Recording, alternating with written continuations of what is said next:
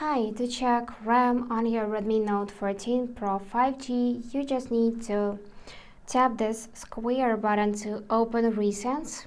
If you use gestures, then just swipe to the middle and hold your finger, so this tab of your recently opened apps will be opened.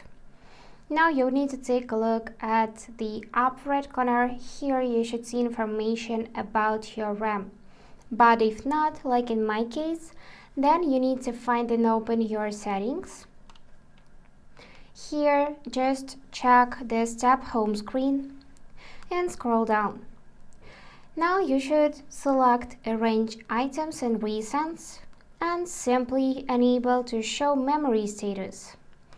Now let's tap the square button again and check RAM. And yep, now this tab appears in the upper right corner with the amount of used RAM here and available. So for example, I used 3.8 gigabytes of 8.0 gigabytes and plus 4 gigabytes available.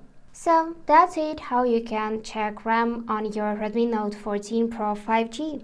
And if you found this video helpful, please subscribe, like and comment. And I wish you all the best. Bye bye.